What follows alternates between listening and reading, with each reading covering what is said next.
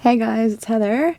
So I thought today I might show you how I cleanse some of my tarot decks. I cleanse them when I get them in, whether they're new or especially if I've gotten them, like I don't think I've gotten them from anybody in a really long time. Like any gifts that I've gotten have been somebody buying them for me new. I think I've gotten one like passed along to me, but that was my first deck ever. And I actually still have that one. I can show you sometime. That's really kind of janky, actually. I'll explain that one later. But yeah, anyway, this is a deck that I have recently gotten, but it is, I think it was previously owned. If it wasn't, I mean, it was previously owned. It may have been previously used. It was most definitely opened, and because it wasn't in order, it was not sealed, anything like that. I'm not sure if they actually used it or if they just like rifled through it, but I wanted to make sure that I cleansed it, and then I charge them. I will probably do a different video, mostly because I usually do that out at my desk because that's more of like a working area than in here in my recording area. And I didn't bring that stuff with me, quite frankly. But, so what I have to, obviously I have to have my deck, which this one is the, let me get it for you. I'm going to do a walkthrough with this too, but this is the Spellcaster's Tarot that I just got a little while ago. And what I brought in with me is some sage and some Palo Santo and just my little cauldron to hold it in. Just a little mini one, a little cast iron one. The actual, and a lighter. My lighter that I like, Damon got me this a while back. It says, "What's up, witches?" Anyway, the cauldron itself isn't necessary for any part of it or anything. That's just something that I have to hold these in because, you know, flammableness and everything. But basically all I do, there's a couple ways I should say. I do like to, before I started doing this especially, like if you don't have sage or anything like that available, I do like to put my decks out underneath like a full moon light, and keep them there all night, like maybe on like a window ledge, or when I lived in a place that didn't really have a window ledge available where somebody wasn't going to go knock it off or frankly steal whatever I put out there. I would go put them in my car and just put it on the dashboard, but where the moonlight could come in and get on it. So like any place where moonlight can basically like get in and wash over it. But I like to do that. And then another good way to do it is incense. Incense smoke is good. There's a couple different, like some people use sage incense. That I have an incense that I don't usually use the brand. I don't know if you pronounce it hem or HEM. I've heard both ways. I say both ways because I'm not really sure. But there's a brand, flavor, a scent from them that's called, I think it's called like Purify This House or something. And I've only found it in the small pack that has like a few sticks in it. It's not like in the bigger hexagon pack or anything like that.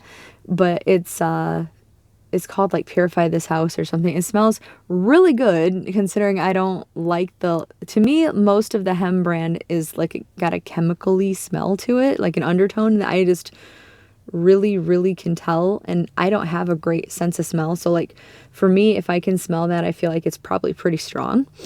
But I like to burn that. I like to burn that for like if there's been like a lot of negativity around lately, like maybe if a few of us are fighting or just being really like negative. stuff like that's going on. I like to burn it. I can't find it anymore, so like at least around here, I can't remember the last time I got some of it, but when I did get some of it, I got like three boxes of it, and I don't use it that often. So but stuff like that, or like I said, like a sage, or I think there is incense that's actually called cleansing incense, stuff like that would be good also.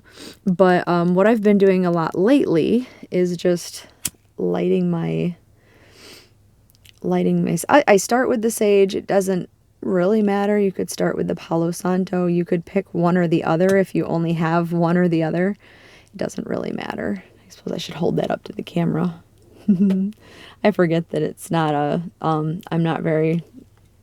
pretty close to the camera, so it's not getting a very wide shot. But get that nice and hot and smoky, and then I pass my deck over it, and I try to have it, see how it's kind of open so the smoke can get in there too. And I try to do that on all sides, and then I'll go down and split it in a different area and like fan it out a little bit differently so that it gets in other areas also.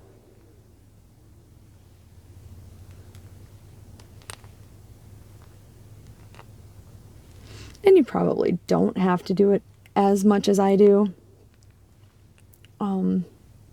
I don't do cleansing with the smoke that often, unless I really feel like something is definitely necessary, like to cleanse it. It's like something happened, or I don't usually let people use my deck. So but like if I did, I guess, or if somebody took it upon themselves to use it, I guess, would call for a cleansing for it. If I got it back and was like, yeah, you need to cleanse that.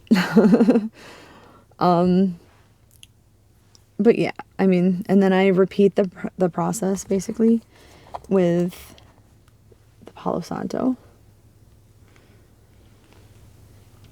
And to me, the Palo Santo is a lot stronger, so I don't do that quite as much.